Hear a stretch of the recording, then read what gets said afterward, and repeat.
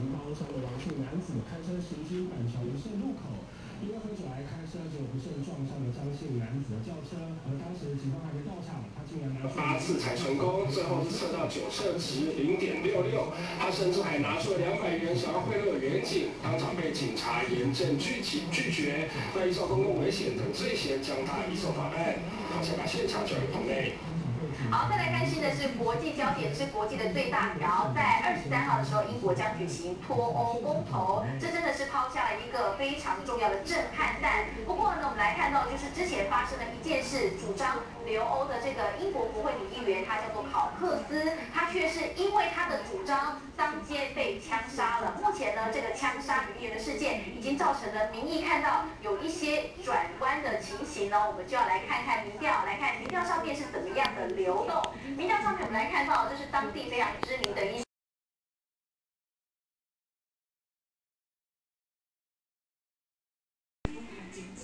厂家倒的话，这个电器会变成了所谓的3C 孤儿之外，就算这家公司还在，也不一定有得维修。像是如果呢，很多人买这种液晶电视故障的话，不是这个修理不符合成本，不然就是经常找不到零件。我们就找到了一位这个专门修电视经验超过20年的老师傅，他告诉我们说呢，要修这个液晶电视要比这个传统的电视困难度更高了，而且花的时间呢又很长。那么并且有些零件呢，像是面板啦，根本也拿不到货，不然的话就是修了之后蛮贵的。因此呢，在这过保固期之后，一旦故障的话，有蛮多消费者干脆选择不修，直接买新的，还比较划算。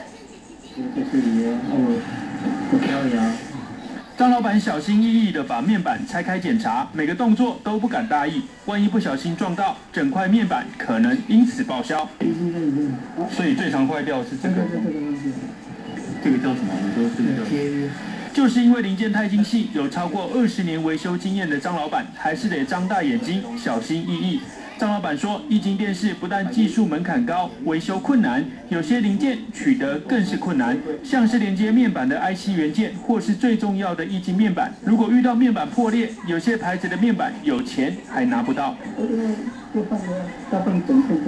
那找得到这个材料吗？很难找。很难找，除非有二手的。我们来到专门维修液晶电视的店家，你可以看到呢，客厅摆满了各式各样的液晶电视，而店家为了修理民众呢可能遇到了问题，也准备了各种的零件。张老板说，如果电视的画面出现扭曲或是一整片的杂讯，就要拆开面板检查到底是面板控制模组还是 IC 元件出问题。光是检查就得耗上一段时间。如果是 IC 元件出问题，光是更换连接面板的 IC 元件，至少就要3到5千元。如果面板破裂，换一整块的面板，至少要5000元起跳，价格至少是原厂的一半。每一块面板的型号都不一样，这必须要找到一样的，对不对？就一些